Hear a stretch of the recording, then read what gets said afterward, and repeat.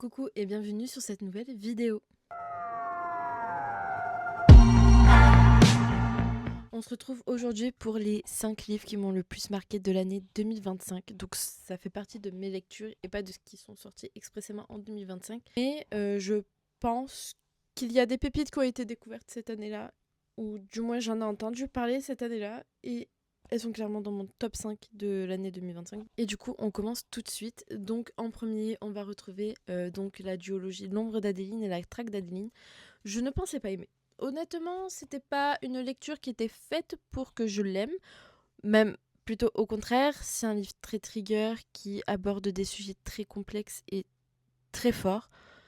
Mais je trouve que A.J. Carlton a très bien parlé de l'un de ces trucs, qui est donc le trafic et le réseau criminel qu'il y a derrière tout ça, derrière le trafic d'êtres humains, pédo et tout. Et ça me manquait de voir un livre qui ne banalise pas, mais qui dénonce ce genre de réseau criminel. Et petit plus, on a l'intégration d'un personnage qui est schizophrène. Et franchement, j'apprécie fortement d'avoir ce genre de représentation dans les livres, étant donné que c'est pas un trouble qui est forcément représenté. On va plus avoir la psychopathie, la sociopathie et ainsi de suite. Et jamais, mais vraiment jamais, la schizophrénie. Donc, why not? Là, franchement, c'était bien fait et tout. Et puis le personnage n'est pas faible, entre guillemets, comme la plupart des représentations schizophrènes que l'on a en général à la télé.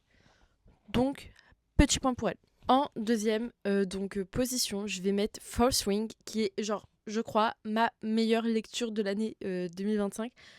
C'est un des rares coups de cœur que j'ai eu. Des rares coups de cœur. J'ai lu 21 livres. Non, même pas. J'ai lu 18 livres et j'ai 5 coups de cœur. Mais Fourth Wing est un gros coup de cœur fantasy, étant donné que je n'avais pas lu de fantasy aussi high depuis longtemps. Étant donné que c'est pas une high fantasy, je peux quand même dire que c'est de la haute fantasy par rapport à ce que je lis, que Le Prince Cruel par exemple, qui n'est pas une grande fantasy. Le Prince Cruel, c'est une fantasy young, Le Prince Cruel. Donc c'est pas au niveau de Fourth Wing. Et Fourth Wing, j'ai tout aimé. L'histoire, le développement des personnages, des relations, les sacrifices, les leçons. Comme quoi l'amitié est une des magies les plus fortes qui puissent exister. En fait, il n'y a pas de pouvoir d'amitié. Et s'il y en avait vraiment, il est gaze, le pouvoir d'amitié. Et j'avais l'impression d'être devant... je sais pas comment le dire. J'ai l'impression de ne pas avoir ressenti ça depuis toute petite. Et quand c'était toute petite, c'était devant Harry Potter, les films, pas les livres.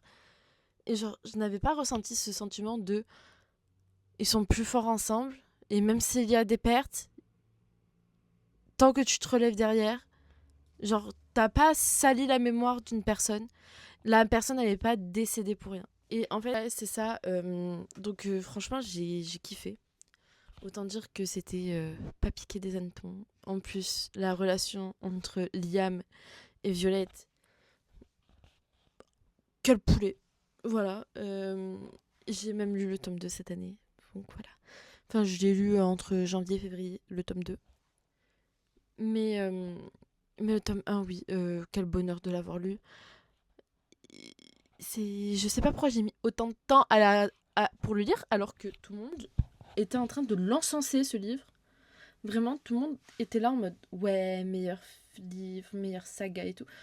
Dès qu'ils sortent les tomes, il y a tout le monde qui se jette dessus, littéralement. Ensuite, j'ai lu, qui apparaît dans mon top 5, Russian Mafia de Emma Bardot. Et je comptais pas les lire aussi. Voilà, et quand ils étaient sortis, je n'avais pas aimé les couvertures et je m'étais dit, vu que j'aime pas les couvertures, jamais je les lirai. Et du coup, je me les suis pris en numérique sur ma liseuse Kobo là. Et franchement, je regrette de ne les pas avoir lus avant, mais en même temps, je regrette pas parce que si je les avais lus avant, peut-être que je les aurais pas aimés et catégorisés de coup de cœur. Sachant qu'en coup de cœur, j'ai mis que le tome 1 et pas le tome 2. Le tome 2, j'ai mis 5 étoiles. Parce qu'il faut pas abuser. Voilà. Le tome 1, c'est vraiment la découverte des personnages, l'infiltration, la découverte de la bravade, des liens qui sont tissés et tout. Et j'ai vraiment adoré parce que on n'essaie pas d'adoucir un personnage pour le rendre book boyfriend. Au contraire, le personnage, si c'est une merde. De A à Z émotionnellement et ainsi de suite. C'est-à-dire que le parrain de la Bradva a un frère jumeau. Et le frère jumeau, sexy comme il peut être, jamais ils vont l'adoucir pour en faire un book boyfriend secondaire. Étant donné que, pareil, le personnage de Mirko, donc, qui n'est pas le parrain de la Bradva, mais un de la Camorra, enfin c'est un des membres de la Camorra, un truc comme ça, on va dire de la mafia italienne. Et du coup, ce gars m'insupporte, mais de A à Z. Je ne peux pas me le voir, je ne peux pas me l'encadrer, je ne peux pas me l'empiffrer. Et du coup, moi j'ai bien hâte qu'il dégage, et quand il part, il devient genre tout ce qu'il déteste. C'est quand même cocasse tout ça. Et du coup, voilà. Pour moi, il est facile dans mon top 3 2025. Force Wing en premier, en dessous l'ombre d'Adeline, et en top 3, Russian Mafia. Voilà, c'est pas piqué des hannetons. En top 4, j'ai lu, ou du moins relu Son Virgin tome 1, la nouvelle édition, donc la Dark Edition, que j'ai acheté en physique également. Et c'est pas une romance, c'est pas une dark romance, c'est pas une romance sombre.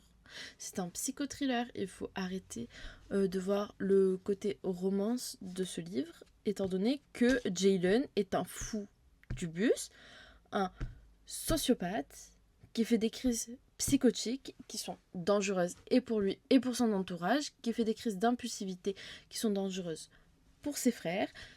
Et ses frères ne sont pas enviés ni enviables de par le fait que, je rappelle, il y en a un qui découpe des cadavres et l'autre, il n'hésite pas à aller chercher des cadavres. Lui, il crée les cadavres, l'autre. Donc, comme c'est une famille de criminels, voilà. Donc voilà, ça c'était pour le petit avertissement sur le livre. Mais moi j'ai mis 4 étoiles. C'est pas un coup de cœur, mais j'ai mis 4 étoiles. Ça m'a fait ressentir des trucs. Ouais, c'est un univers que j'aime particulièrement, étant donné que c'est le premier psychothriller que j'ai lu. Et certainement le dernier pour l'instant. Parce que j'en ai pas lu depuis l'année dernière, du coup. Et ça m'a fait du bien, parce que c'est un psychothriller avec un petit arrière-plan de tentative de romance. Étant donné que l'autrice elle-même a prévenu que c'était pas une romance. Je tiens à le rappeler. Donc voilà. C'était sympa à lire.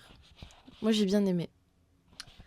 Puis ça faisait la deuxième fois que je lisais le tome 1, donc au bout d'un moment je pense qu'on peut plus fake ça. Et je crois que le dernier de ce top, ça va être un Neil Gaiman. Et bien évidemment, c'est Le Pacte d'Emma. Alors, c'est pas un coup de cœur dans le sens où... comment dire ? Dans le sens où je l'avais déjà lu à sa sortie. Et s'il est dans mon top 5, c'est uniquement pour la simple et bonne raison que ce livre parle de maladie. De maladies très graves. Et que le personnage d'Emma en est atteinte et qu'elle n'a pas de solution.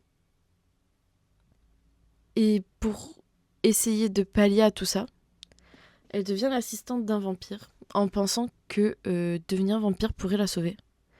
Sauf que Andrew est... Comment dire ? Andrew n'est pas apte à la transformer. Voilà. Elle est atteinte d'une maladie très grave qui est incurable et elle pense que devenir vampire pourrait la sauver. Tout le pacte d'Emma est une réécriture, entre guillemets, entre Nos étoiles contraires et The Vampire Diaries. C'est un livre qui me touche énormément de base. La première fois que je l'ai lu, je pleurais toutes les larmes de mon corps alors que je déteste Matthew. Voilà. C'est le deuxième love interest. Le premier, c'est Andrew. Mais le deuxième, c'est Matthew. Et Matthew, c'est Stephen. Moi, j'ai toujours été team Damon. Genre, il débarque et j'étais là en mode... Grau, lui, il a des corbeaux. Du coup, j'ai toujours été Team Damon dans Vampire Diaries. Ce qui fait que, automatiquement, Stephen, c'est pas ma came. Et ouais. Mais du coup, c'est un livre vraiment touchant émotionnellement. Je pense qu'on peut pas faire mieux, étant donné que ça va être compliqué même de faire mieux que le Pacte d'Emma. Il y a nos états au contraire. Mais dans sa catégorie, il est pas mal aussi. Et je pense que je le relirai pas de sitôt, parce que je m'en rappelle encore que j'ai pleuré l'année dernière aussi, alors que je l'avais lu à sa sortie, en 2017 ou 2018, un truc comme ça. Donc voilà, si je suis pas trop nulle en maths, ça fait 5 livres. Oui, ça fait 5 livres. De toute façon, la moitié du montage, je verrai bien si j'ai dit 5 livres ou plus ou moins. Et du coup, c'est tout pour cette vidéo. On se retrouve la prochaine fois pour une nouvelle vidéo.